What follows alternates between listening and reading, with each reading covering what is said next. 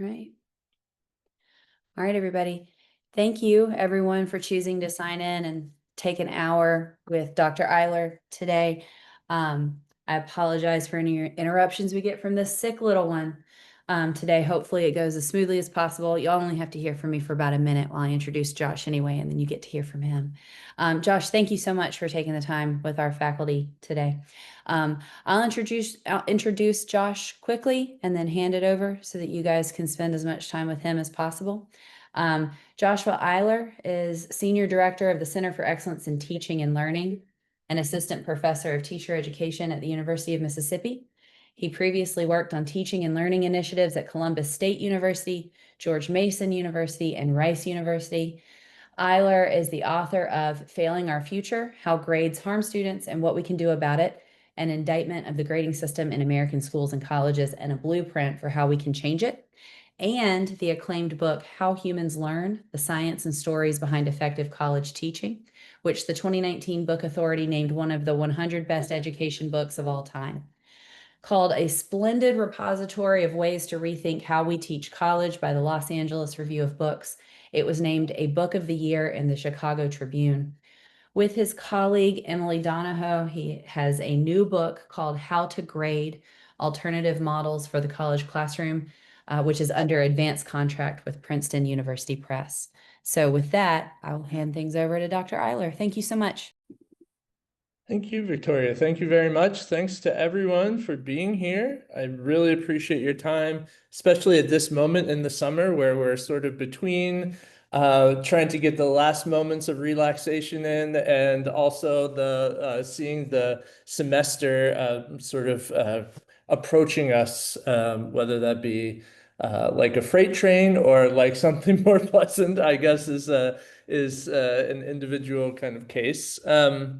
So I'm really excited to be here, and I really appreciate the invitation to get to talk to you about all of this. As the title says, I'm going to talk a little bit about alternative grading, which is connected to a lot of the research and writing that I've been doing over the last 10 years, and also some of the ways that connects to what we might frame as alternative assessments, which are different kinds of assignments. And all of this falls under the umbrella of the age of AI. So in this current moment, how might we think about grading and assessment more, or how might we think about them differently in order to address student learning at this particular point in time? Hold on one second. Oops, I'm sorry about that. Okay, it's fair to say there's a lot going on in higher education right now, kind of across the board. The federal government, the state government, I don't know a lot about Tennessee and state laws with respect to higher ed. I imagine it's not very different from my own state, Mississippi, at the moment. We are certainly seeing threats and opportunities in higher education kind of across the board. Sadly, more threat these days than not. But what I want to say about all of these things is that there is very little of it that an individual faculty member can control.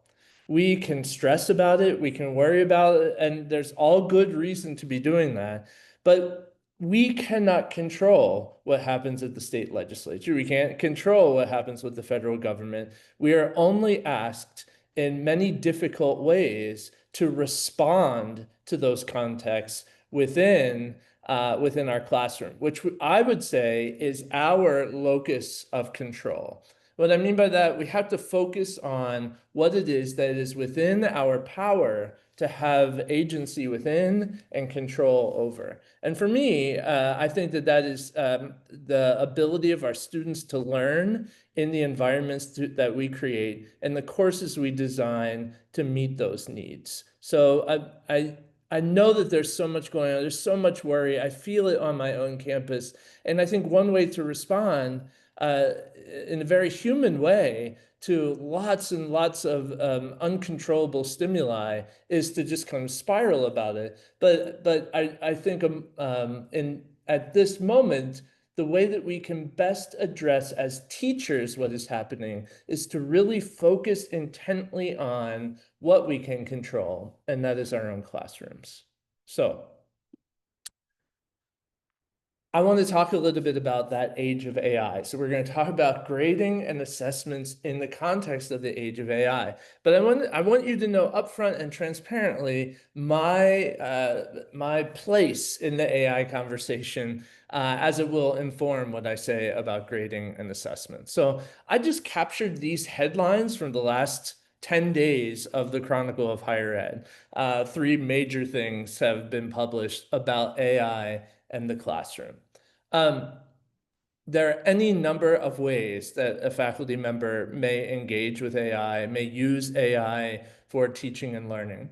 But I think it's particularly important that we leave space for a spectrum of responses to AI. Everything from doing cool things with it to advance student learning to, on this end of the spectrum, resisting its implementation in our classrooms as well. And I admit to you all that I fall more on that side. I don't use AI in my classes.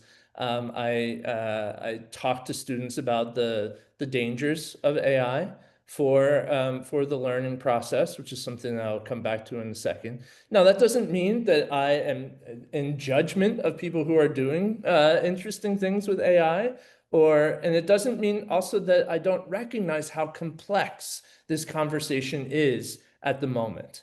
What it does mean, though, is that I see the issue of AI as hanging over a lot of the pedagogical decisions that we need to be making right now, not necessarily infiltrating those questions, but contextually in the background of all the decisions we are making. So whether you are resistant to it or whether you are embracing it, it is factoring into all of the mental calculus we are doing about our pedagogy. What I want to talk to you today about, though, is not how do we integrate it effectively into our classrooms. It's how do we make pedagogical decisions when AI is a part of the educational landscape, right? How do we make pedagogical decisions when AI is part of that landscape? So I want to think more philosophically about AI today than technologically, if that makes sense. And I want to think about major aspects of our teaching behaviors in light of AI use among students and other faculty as well. So I'm particularly when we think about why students might use AI in the classroom, and in many cases, how do we address some of those potential uses before they might occur if we do not wish them to occur? A lot of it boils down to these two key points: motivation and meaning. Students may turn to AI or any other kind of way of accessing information because they may not have the kind of intrinsic motivation that we hope them to have in the classroom, or they may not see a particular purpose or meaning for the courses that they're in. If any of those happen to be true, they are not motivated or they're not finding relevance or meaning or some combination of those things, they may turn to AI or any of the many other things that have been in existence for a long time in order to supplement for their learning. And this is where I think AI is of the utmost importance for our conversations about teaching, the connection to the learning process. So as you all know, learning is a deeply complex process that unfolds at different rates for different individuals in our classroom. And there are parts of the learning process that are more rote, like memorization, but there are parts of it that are very difficult. Idea generation, invention, synthesis. These are all very challenging problems for the human brain. It takes a lot of practice for students to learn how to learn in those ways. And my caution about the AI era and what informs this discussion about motivation and meaning is simply that, like a muscle, the more you use and more you develop those aspects of learning, the stronger they will get. When you stop using them or stop developing them or allow a technology, AI or otherwise, to come in and do those difficult parts of learning for you, like a muscle, it begins to atrophy pretty quickly, right? And so as we think about the role of AI, the value of AI, and why students might turn to AI at this moment, I think it's imperative that we think about not allowing ourselves to create environments where we are asking people to offload cognitive activities that need a lot of strengthening and practice to develop, right? And there's, of course, a spectrum there of how difficult and challenging certain concepts or aspects of the learning process are, but that is something that should be factored into this. So when we're thinking about then, in the age of AI, motivation and meaning, student motivation to do the work of learning, students finding meaning and value and investment personally in the work of learning, we can also ask pedagogical questions then about our grading and our assessment practices. So when I'm going to talk about motivation through the lens of alternative grading practices today, and then I'm going to end with a little bit about how to think about alternative assessments as a way to infuse more meaning, potential meaning into our courses. So first, alternative grading practices. So as Victoria noted in the introduction, I recently wrote a book called Failing Our Future, which is a bird's eye view of all the many issues about grades, traditional grading practices in both K-12 and higher education. And more importantly, what the research tells us about those harms and what we can do to address them, both systemically and in our own individual classrooms. So I have a list here of all the, or some of the research-based claims that we can make about traditional grading practices. All these are rooted in long and robust streams of research programs. And then I'm going to focus on the motivation part of this. So I'm going to skip that one and come back to it at the end. Grades can inhibit risk-taking. Traditional grading practices can inhibit risk-taking and creativity. With the threat of failing or having an impact on their GPA, many students are not going to be willing to take risks or be creative in the ways that we might want or wish them to be. Grades cultivate an environment that incentivizes cheating, and that is probably the least surprising thing to anyone in this Zoom. But at the same time, I feel it needs to be said, and that there is research to support this. When you create an environment where all of the incentive is placed on the prize or the reward, this is true of any human endeavor, people are going to do what they feel they need to do in order to get that prize or reward, right? In the case that we're talking about with grades, in educational institutions where the grade is the top priority, we have created an incentive structure where folks may feel, or they do feel like they need to get that, and some may feel that they will take less than ethical approaches to that. Now, this is in no way saying that all students cheat. I myself am a trust students first kind of teacher, but it is saying that we, education writ large, have created incentive structures that allow cheating to take place when we prioritize grades above all else. There's a lot of research to show that grades are not accurate measures of student learning. They are not objective measurements of student learning. They are not scientific. They are truly subjective in that a grade I might give represents student progress on the learning goals that I myself have established on assignments that I myself have created. So someone teaching the same course in the room next to me, their grades are not going to demonstrate the same things that my grades that I have given have.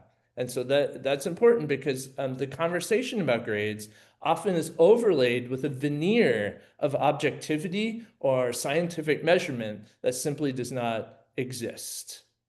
They mirror and magnify inequities that have always been a part of the American educational system.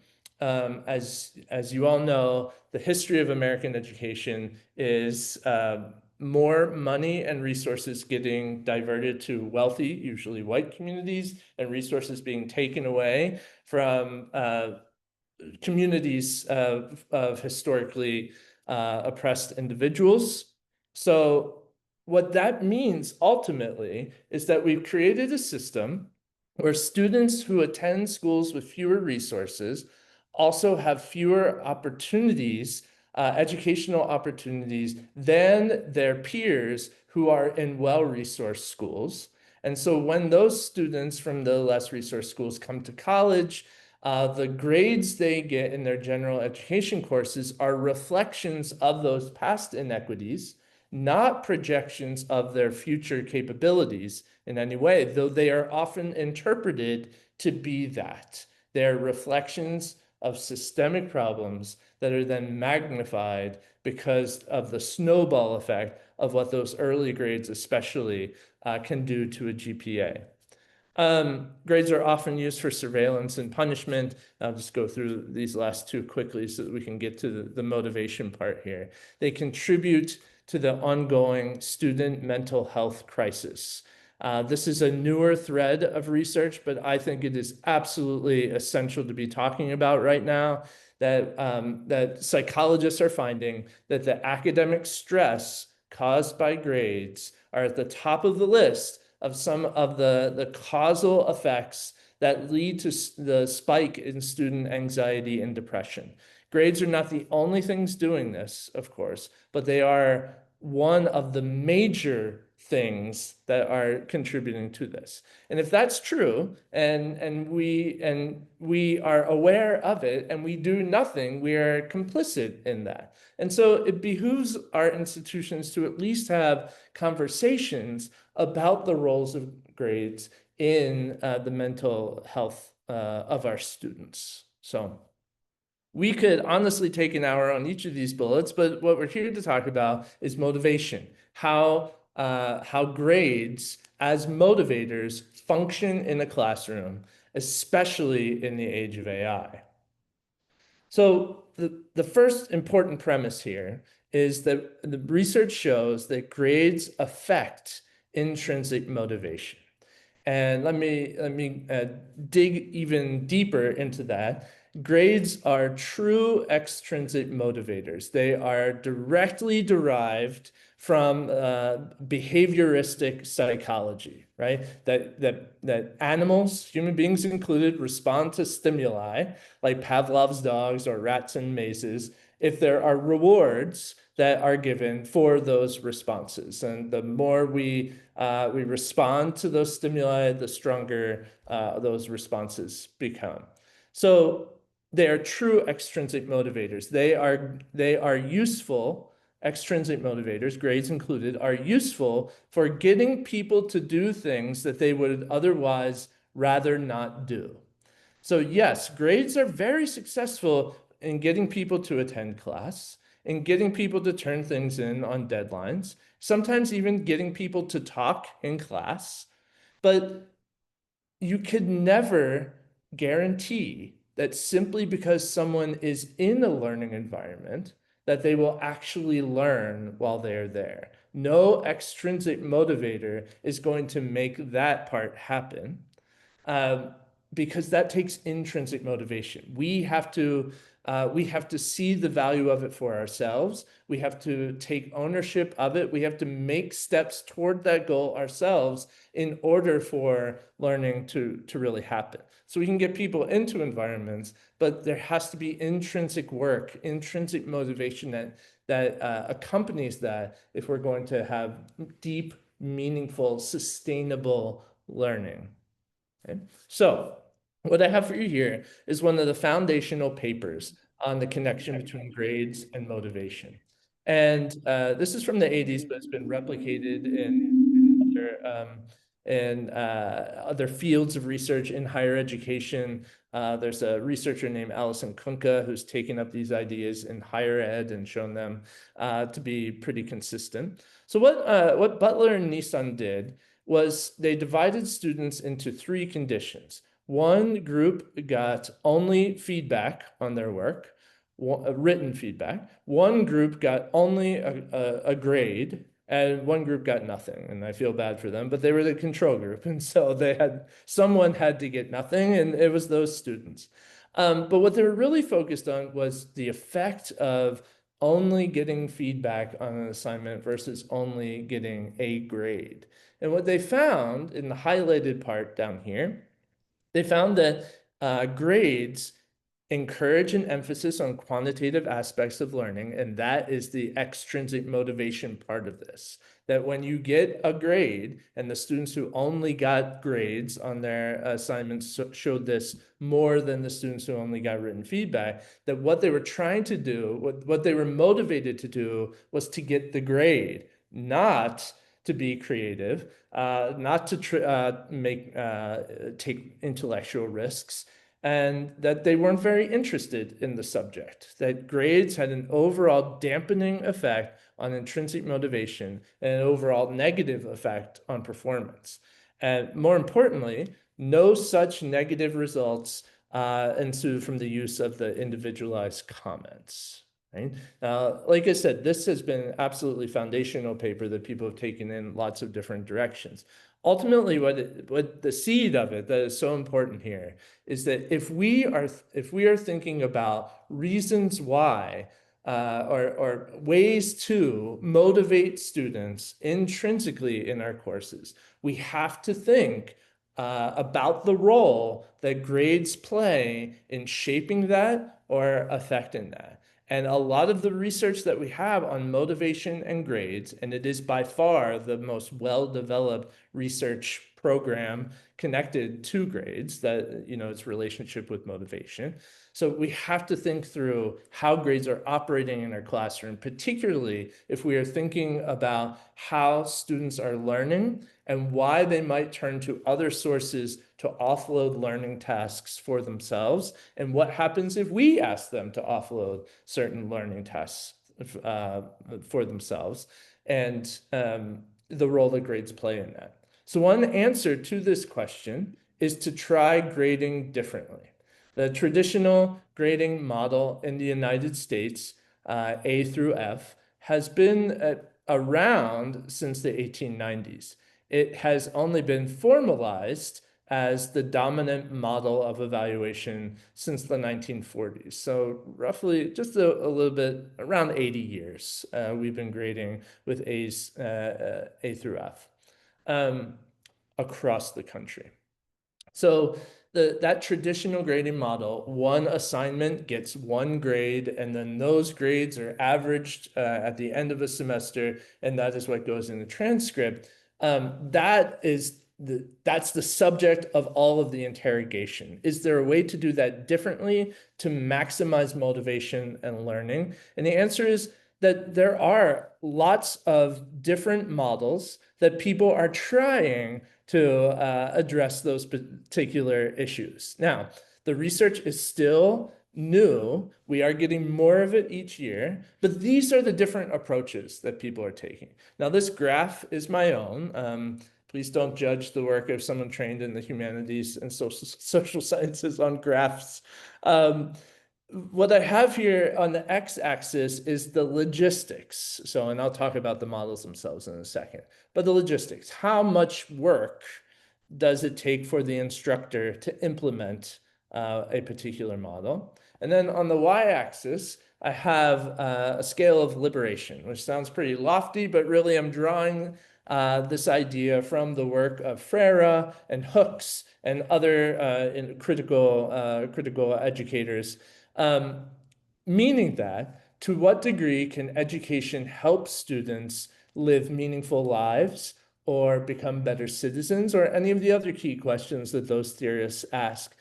And how does our grading practices help advance or hinder those particular goals that we might have as educators. So, very briefly, we have portfolio grading, for example, all the way over here on the logistic end, but relatively low on the liberation end. Portfolio grading is one of the more basic models. It's been around for a long time, especially in the arts and writing, although now I've seen STEM courses even begin to use portfolio grading.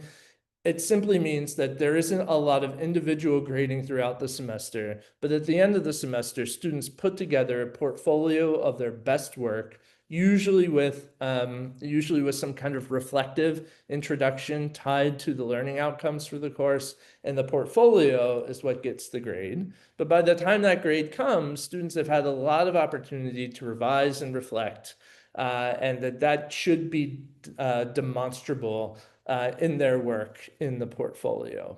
Okay.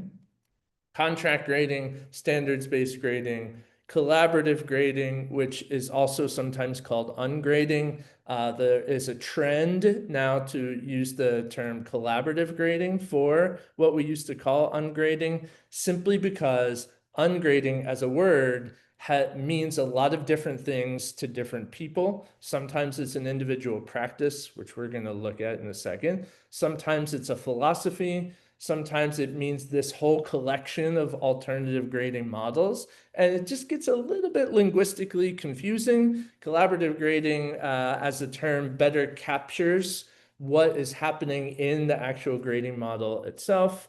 And on the next slide, I'm going to show you some of the key features of each of these. You'll notice that traditional grading and grading curves are in the bottom half of this.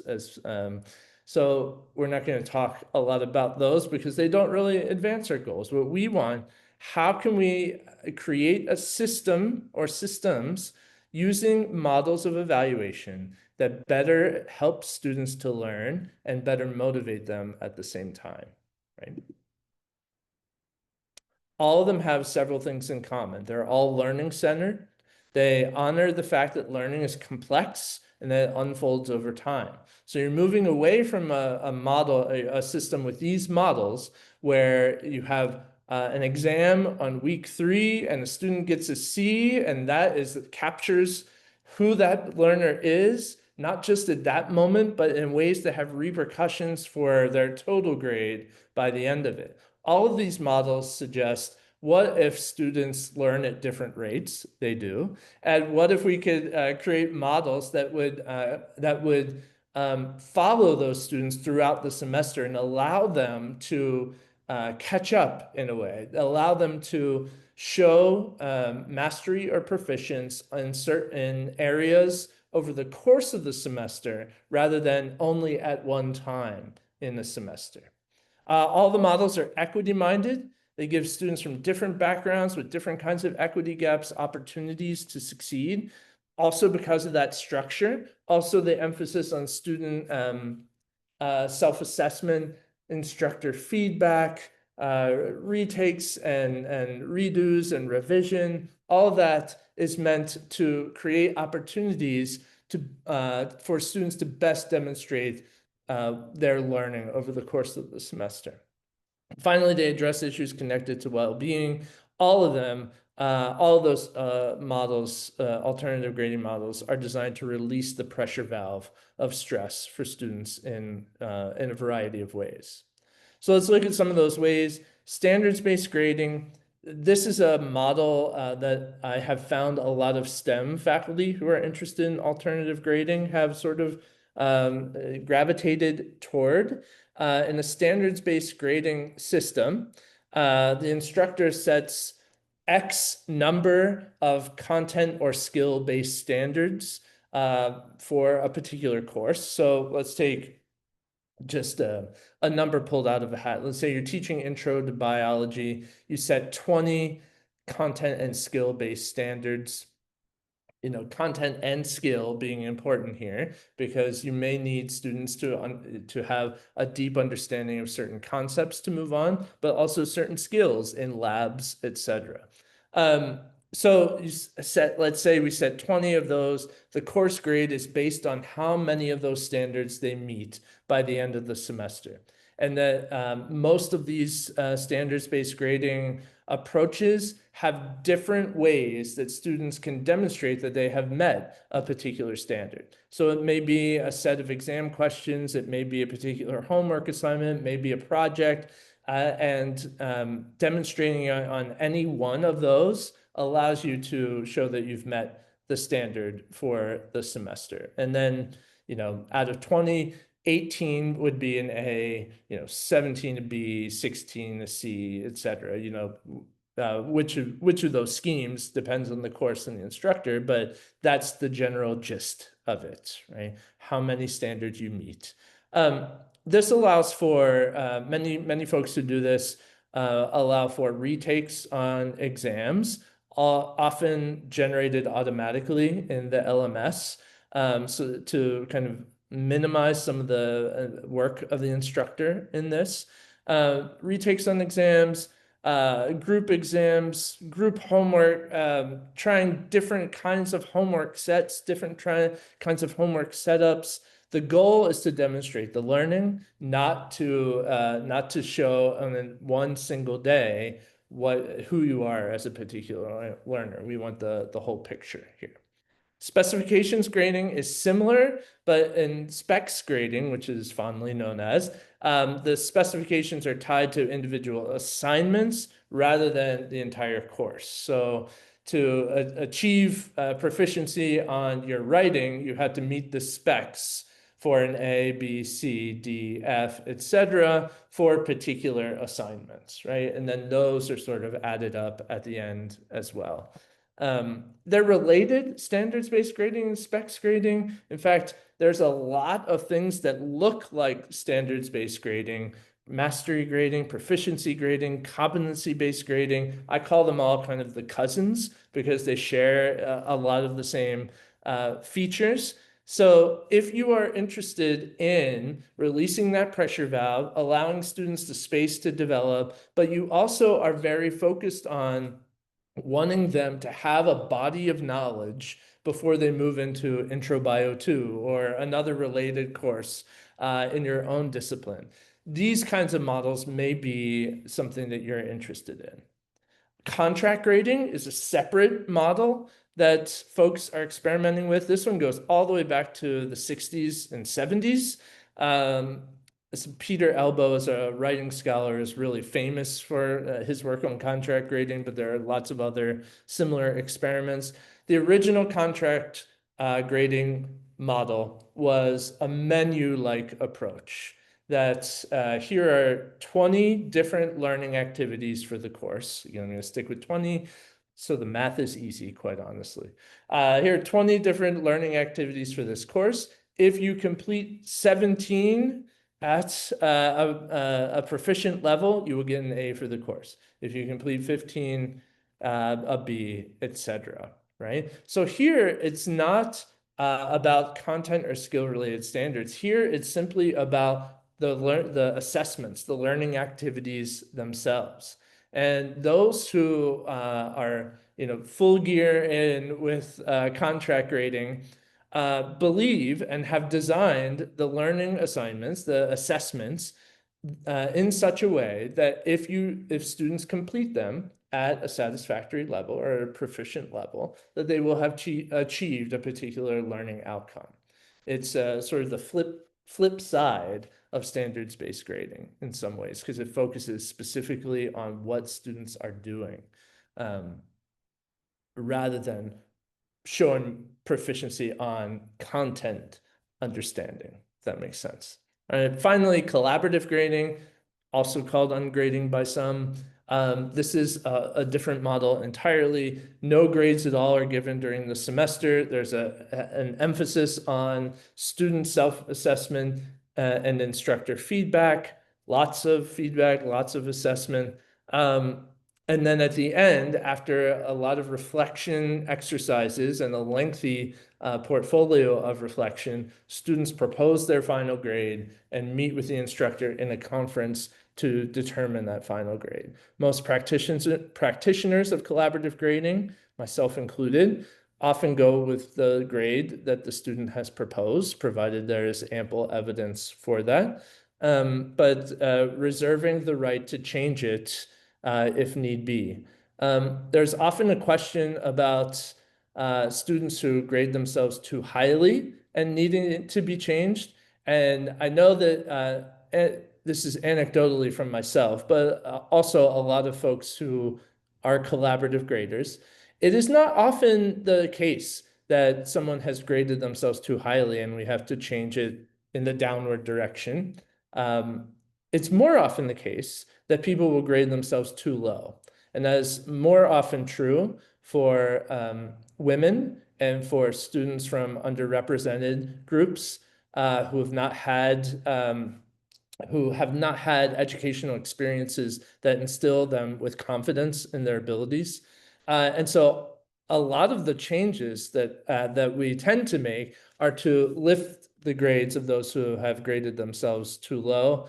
And often those conferences are really about developing confidence in their own work, demonstrating that confidence, moving from a place of confidence into upper level courses, that sort of thing. I've only had one person ever grade themselves too high, and that was someone who thought it was a salary negotiation almost, go high so that we come down. We had a long talk about the goals of this process, and eventually we got to a place that was more on target. But that's only been the one time that we've done that. So what are we doing? What are we trying to achieve here, especially in the quote unquote age of AI? We're trying to say if you take the major incentive to seek cognitive offloading off the table, the grade, the extrinsic motivator, if you change the game or you move it to the margins, there isn't as much incentive to use something like AI that would do the work or some level of the work or some aspect of the work of thinking and learning for them. Because we're saying that the grade is not the important thing for this class. You'll find a way to the grade if you are doing the learning that is rooted in the model that we have set up. So it's trying to change the nature of the motivation rather than continue to push the same model of extrinsic motivation that we've had as a part of our classrooms for so long. Now, just removing the grade or just changing the way the grade is done is not going to automatically make people intrinsic motivators. I don't want to leave with any kind of misconception here. That takes a lot of work in terms of course design and assessment design. It takes a lot of trust building and relationship building with students. There's a lot about the learning environment themselves that contribute to being intrinsic motivators. So there's more work to be done than just this, but this can help us change the nature of motivation that's happening in our courses. So I want to give you all a minute or two to reflect. Which part of the models we just discussed resonates the most with you and with your beliefs about education? What might such a model look like in one or more of your courses? That second question, I think maybe use that as a thought experiment as you're thinking about the course design for the upcoming semester. But I am interested if you want to put in the chat some of your answers to that first question. Which of the models or which parts of the models that we looked at might resonate with you as you're thinking about the goals of your own course or thinking through how students are moving through your courses. So take a minute and feel free to add to the chat any thoughts that you're having about which of those models might resonate with you. I'll take a peek.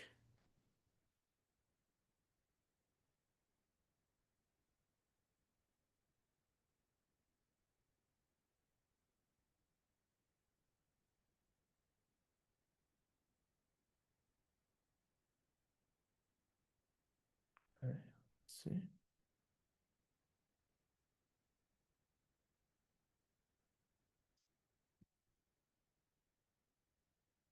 All right, so when people are doing portfolio and collaborative combos, that's probably closest to my own collaborative grading that incorporates a portfolio. Someone wants me to back up one slide, and I'm happy to do that so that you can see what the models are. Someone else says collaborative. Someone says they think they could work with a contract model. I know a lot of folks who do that, and there are different kinds of spins on these on contract grading. You may have heard of labor-based contract grading, for example, which is a branch of this that came out of writing studies. So lots of ways to play around with these models. Okay.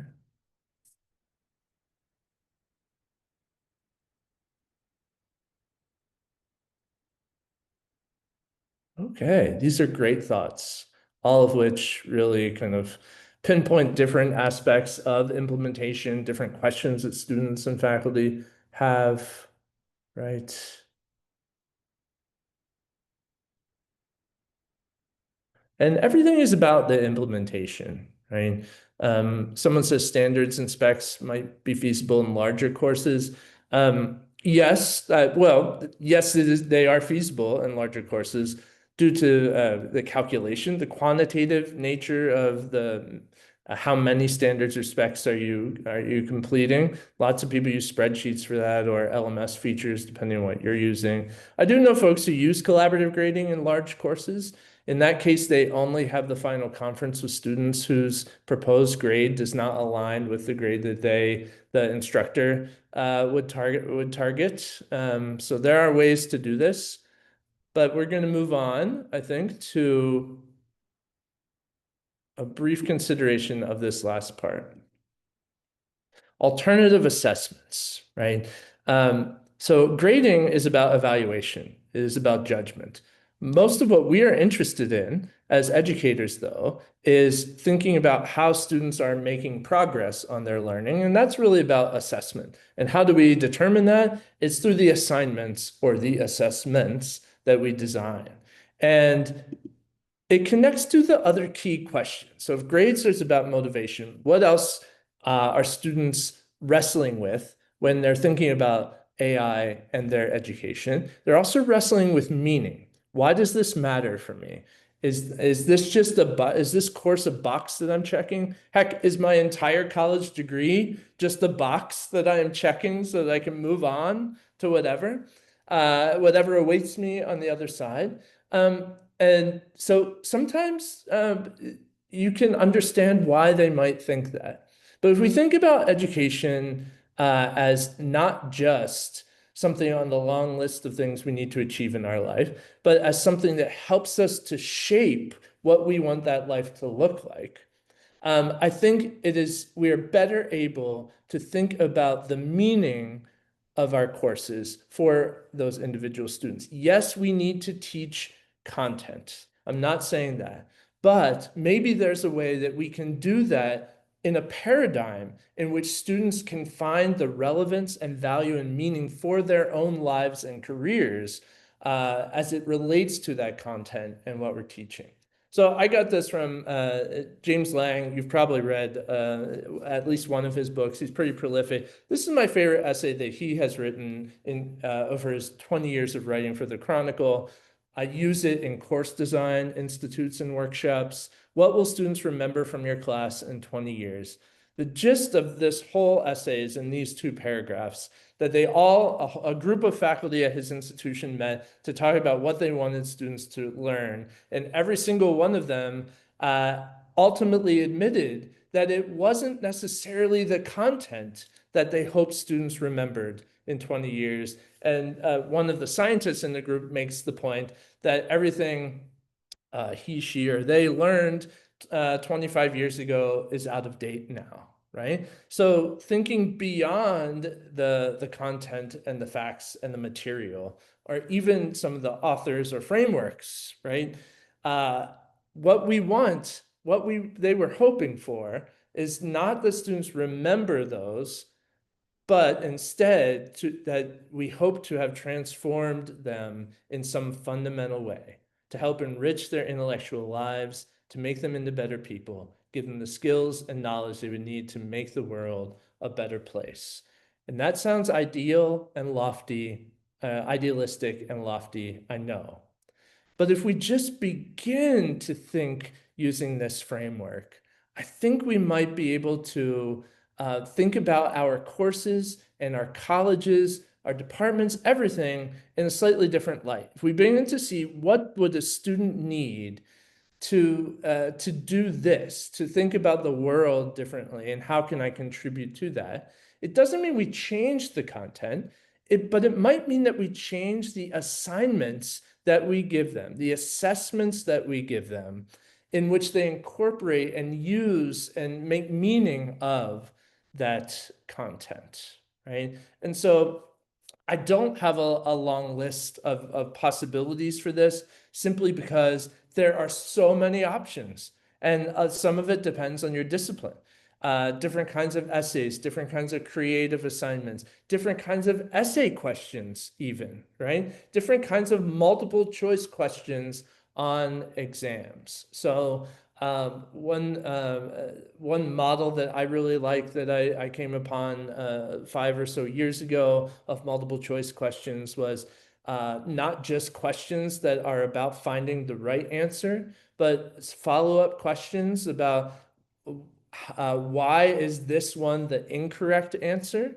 What would the question have to say for this to be the right answer? So things that use critical thinking skills differently. There's so many options, ways that we want students to connect this work to themselves and to their lives. That too can help as students are thinking about, what do I value? What work is this helping me to do? Changing our assessments can be important too. So we have just a couple of minutes, so I won't belabor this. Think about one of the courses you'll be teaching this coming semester term. What do you want students to take from that will be meaningful to them 20 years from now? And how might that change the assessments you design? So I just want you to take a minute and think about that. We don't have to put this one in the chat, but I want you to think about what the beginning of what that might look like. And then, I might ask for someone to unmute and share if you're comfortable with that. And otherwise, just using it as a foundation for thinking about your courses. So just take a minute of silent time here to think about this.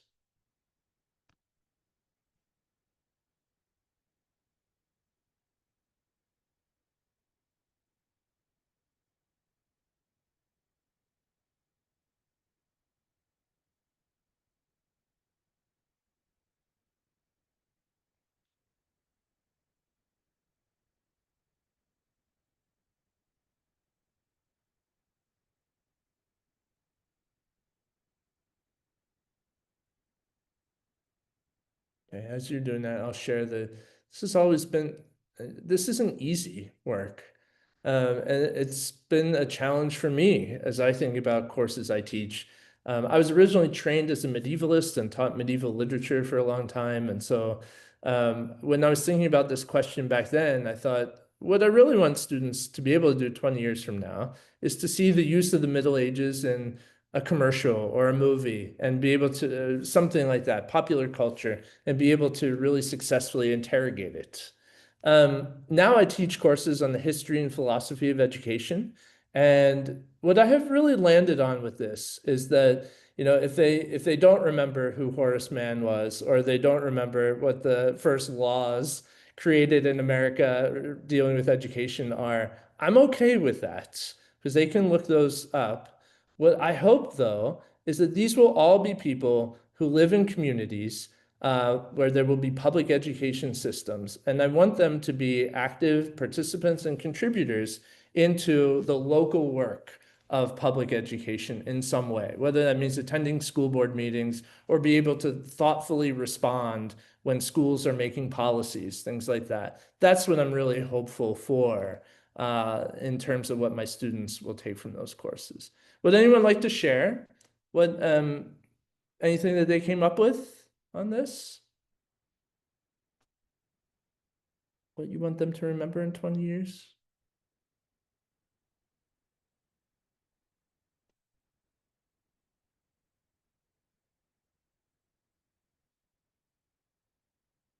That's okay too. It's a big question for a July day.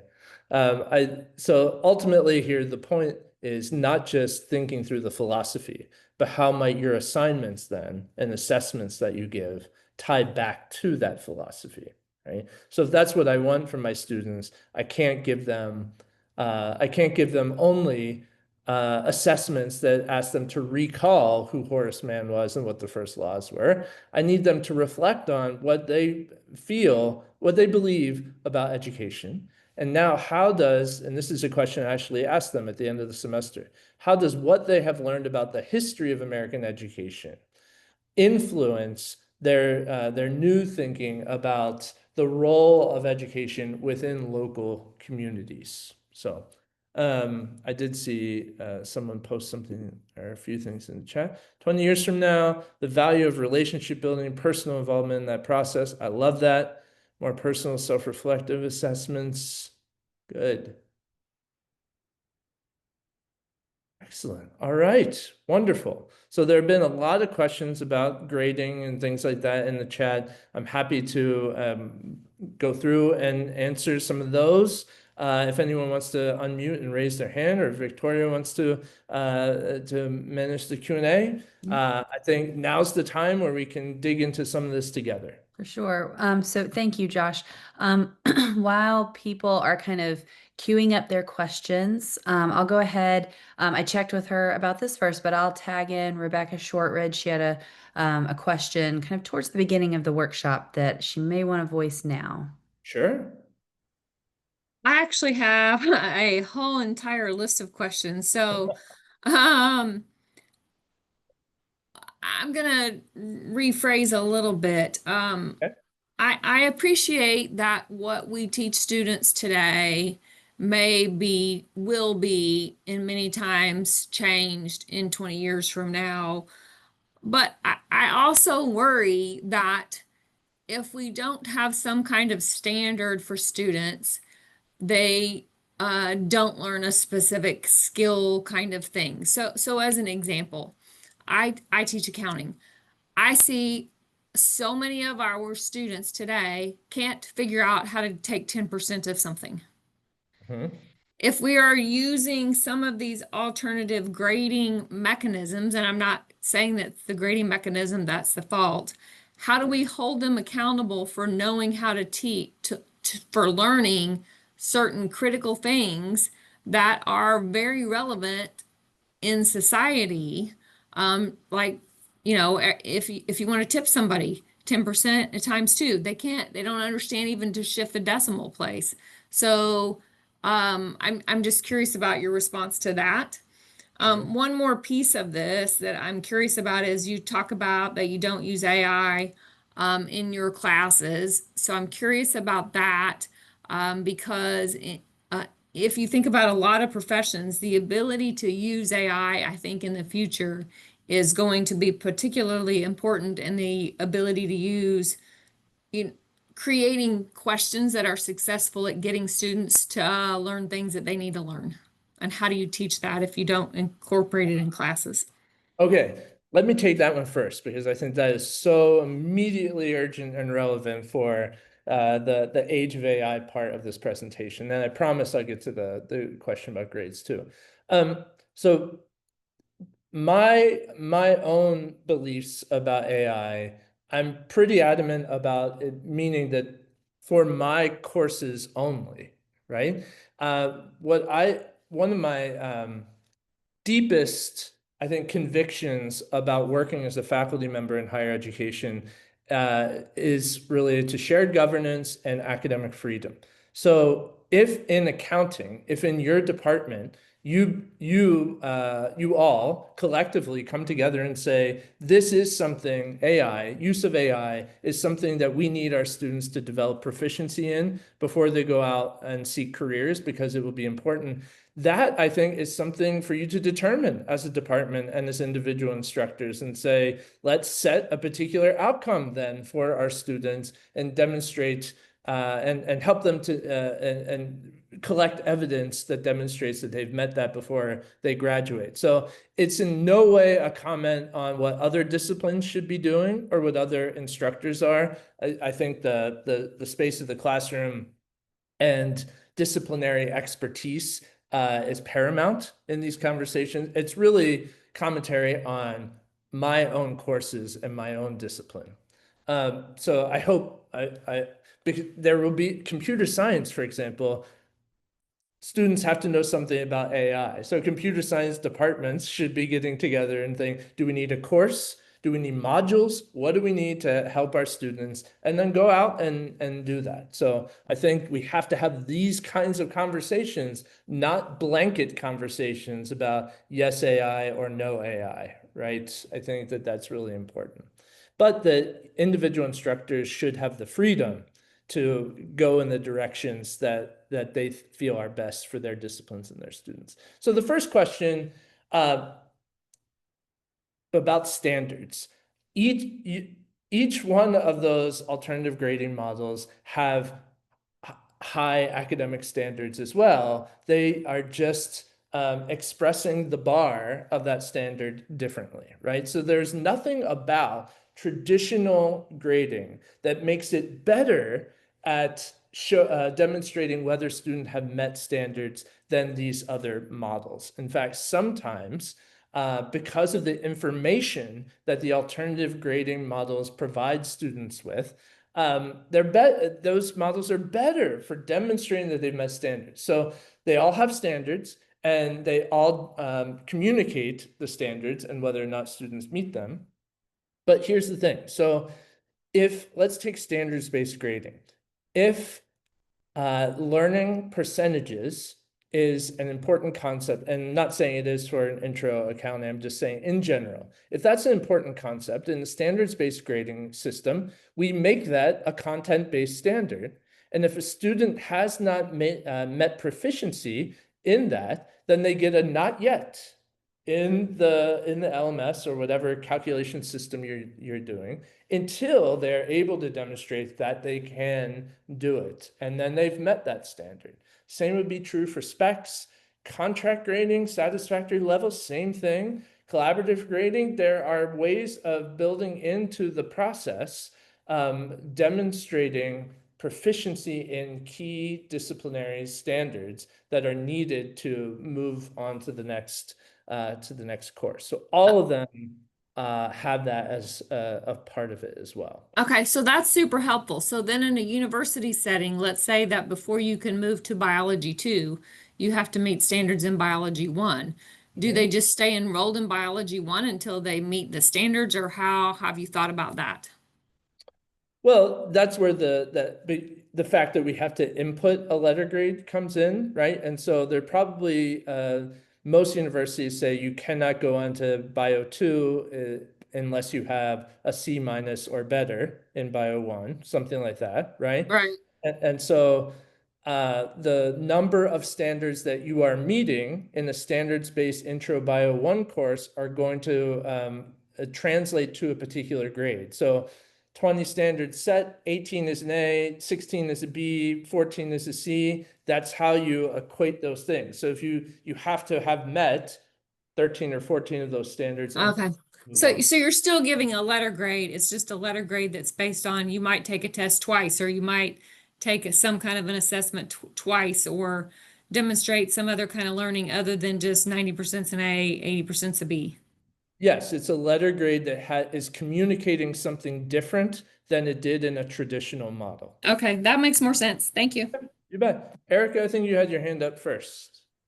Thanks. Can you hear me? I can. And are we out of time? I don't want to, I know we got to. I have the time if you. Okay, I'll jump in real fast and say I want to be respectful of everybody's time. If you have another obligation you need to get on to, please feel comfortable to go. I'll keep the recording going as long as Josh has the time and we've got questions coming in. Okay, well, thank you. And you may have addressed my question just now a little bit, but I think a lot of faculty have systems in place that, like, for example, we have student learning outcomes that may tie into one of your later slides about what do we want them to hold on to and really impact their lives long term, you know. And then we have assignments that are based on assessing those learning outcomes. So to me, and then within the assignments, we have rubrics that to me are very similar to what you talked about with the content-based or the contract-based. Sure. But I never saw my course design as being contract-based or those things. So is it, or what's the difference? Maybe it's the fact that you're talking about letting students redo or have multiple opportunities to prove their knowledge of things. What are the other differences?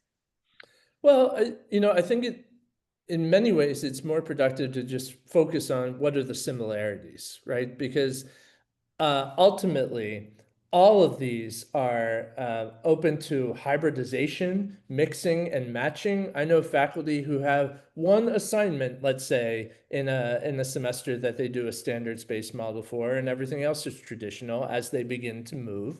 Some have contract grading elements, but have other traditional elements.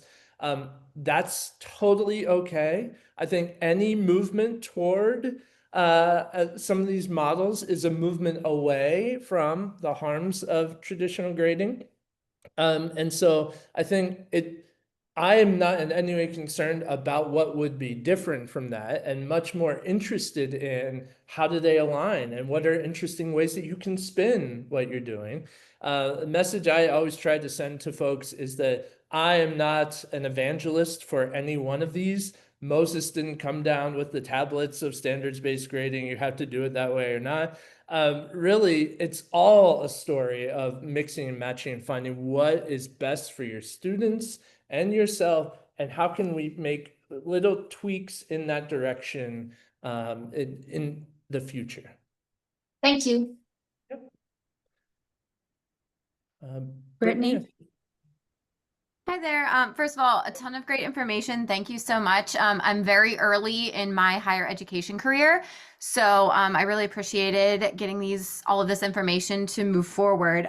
My one question that I have kind of lingered on this whole time is knowing that the current college student has come from a world that they have had constant extrinsic motivation. I mean, every level of education to their social lives, getting attention on social media and likes and views and all of this. And I understand at the end of the day, they're still getting like a letter grade, but ultimately we're working towards taking the token away. So, and developing this intrinsic motivation.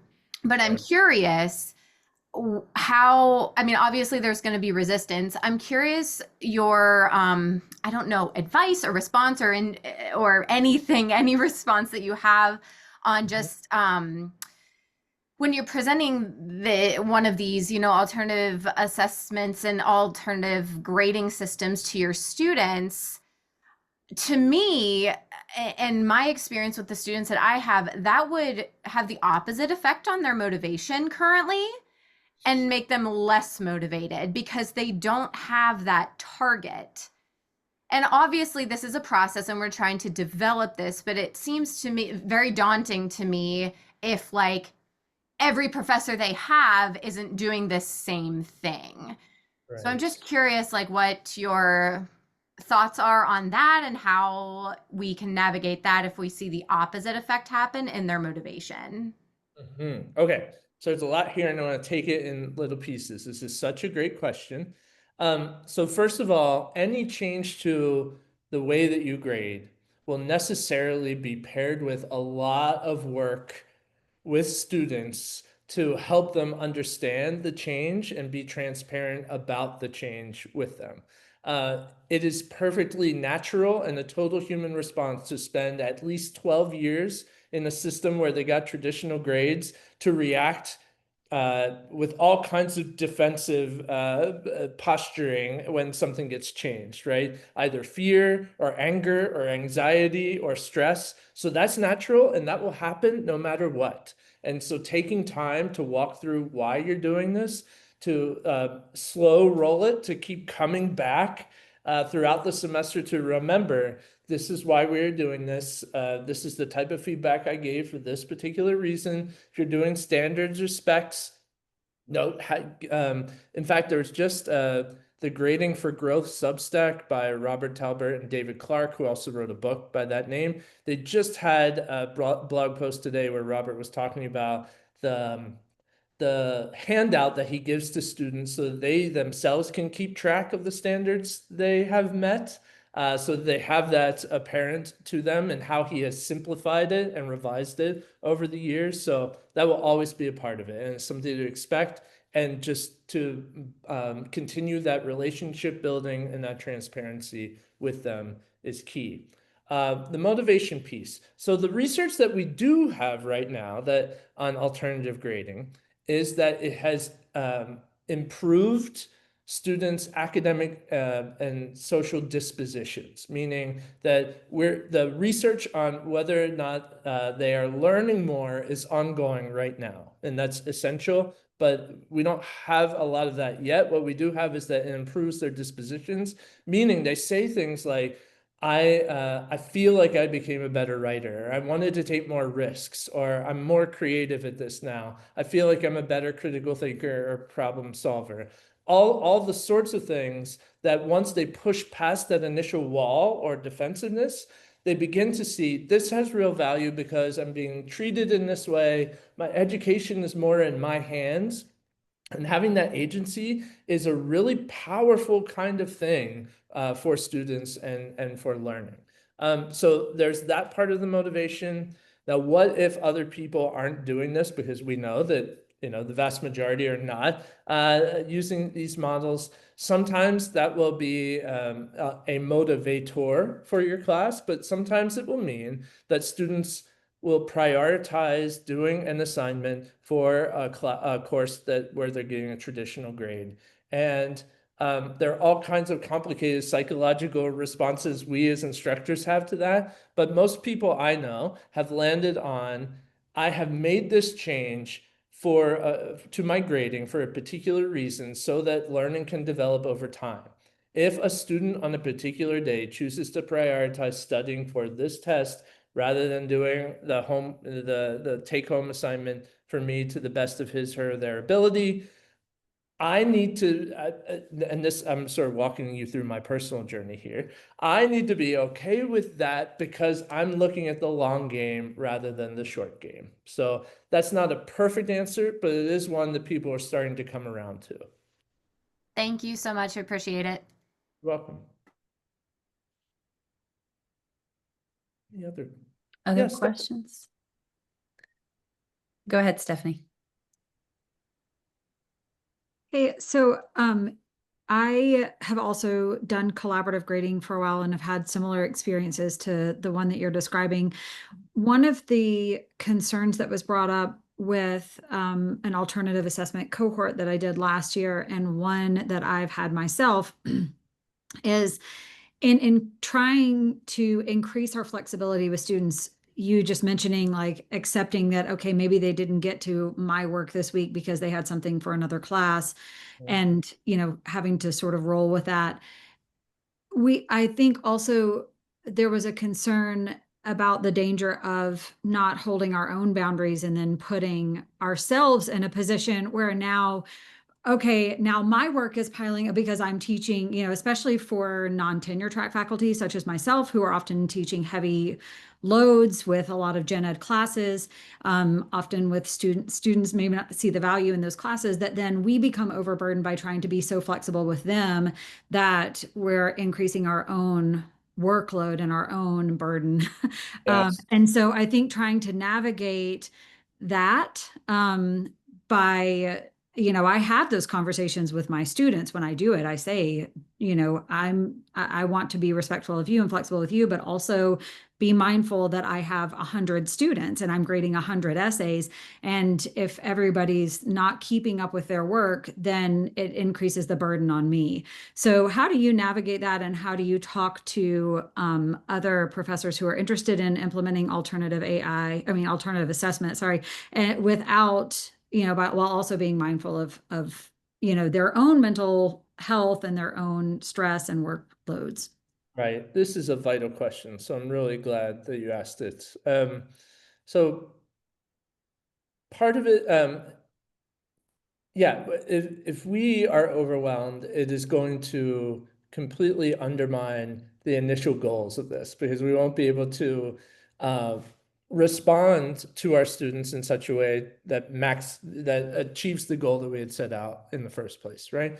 So sometimes, first of all, if you're in a discipline where there are exam retakes or assignment revisions, things like that, the best thing that I have seen, and that kind of collectively from all the people who I've talked to who work on this, setting a hard stop at the end of the semester, like 2 weeks before the end of the semester, something like that, after which no assignments can be resubmitted, right? And so you're not getting everything at the end because people have waited thinking, well, I can just do it over again, right? Some people even create hard stops after due dates. So yes, you get a retake, but only until this point, so that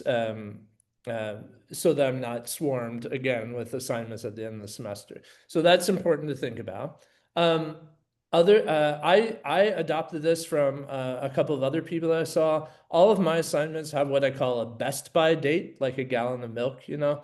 And it is the issue is there that they can fill out a form and create a new date that they will turn in that assignment to me.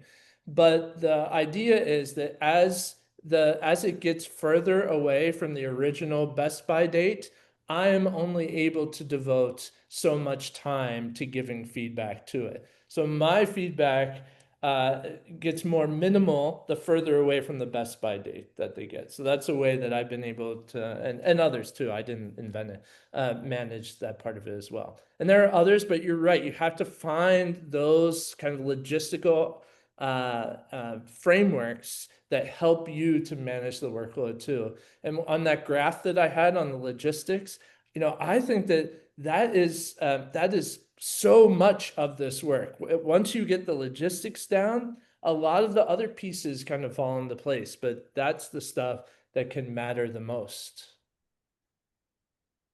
Thank you. We had a question in the chat that I wonder if you'd be interested in commenting on, from Teresa Hooper. She asks, is there any work out there yet about how neurodivergent students respond to some of these grading systems? Only a very little bit. And when I was writing the chapter on inequities for failing our future, I was looking into this particular issue. And what I found was, as your question here in the chat is sort of getting at, it depended on what type of neurodivergence you're looking at, right? So some models helped some ADHD students, for example, by providing certain kind of guardrails, but other models did not. And the models that worked better for students with ADHD did not work as well for students with autism for a variety of reasons, right? And so there was no, there was not any kind of single or simple advice that you could give about alternative grading and neurodivergent students, right? Everything kind of depended on the particular type of neurodivergence and what you were doing in your courses. So it's kind of a case by case necessity for flexibility within whatever model you're providing there, right? So that's not a great answer, but the status of research right now, I know of some about ADHD and I know some connected with autism, but none of it really agrees, and some of it's in conflict across neurodivergence.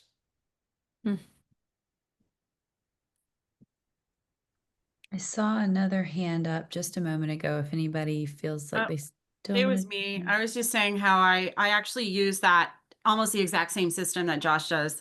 I have always, I'm preface with, I teach in the School of Education. So, but I've always, since I've been teaching for even my K-12, had no grade as final until the end of the semester attitude, and always allowing resubmits. And I use a Google form that the students have to fill out, very similar to what Josh says, where they give me the date and they tell me what they're going to be fixing. What are they going to be working on? And then I let them know that, I give quality feedback first round. Second round, I'm giving you feedback on what you fixed. I'm not going to go all the way back through and look at everything. I'm only going to look at what you actually wanted to fix. And if it was rubric based, tell me what, they tell me what rubric they fix it on. I also have a 1 week cutoff, 1 week before the end of classes, not the end of exams. So technically, I guess that's 2 weeks before everything's done. That way it just kind of gives them a sense of urgency. I don't have very many students that resubmit, but I do have some, and it has made a big difference in there, because I teach on the graduate level. So it kind of makes a big difference in some of their grades. But I do find that the ones who really want and really do care about getting it right the first, making sure they keep working until they get it right, really do take me up on the offer. So it's not a ton of extra work, honestly. It's mostly just they have to inform me. They can't just on a whim resubmit, because I'm not searching Canvas to see who has resubmitted something. So but I put it back on the students for letting me know. So. Oh, good. Thank you for that. Yeah. And in some ways, with graduate students especially, the more you are working with students who have succeeded within a traditional grading system, the more you will often confront some of that initial resistance, right? Because again, the defensive response to, wait, I have always done well within this. How am I supposed to do well if the system changes? And I think that so sometimes that can be an issue, especially as you move into graduate and professional. 100%. That first B, they get a B and they're freaking out. They're like, what? So in graduate level, they're wired a little bit differently. Right. Any other questions? Any other questions from the group? Alrighty. Josh, thank you again for all of the insight and knowledge, wisdom you've brought to us today. We really appreciate it. And thank you to everybody who chose to spend an hour plus with us on this July afternoon. Enjoy what's left of our summer, and we'll see you guys on campus pretty soon. Thank you all very much. Good luck with your semester.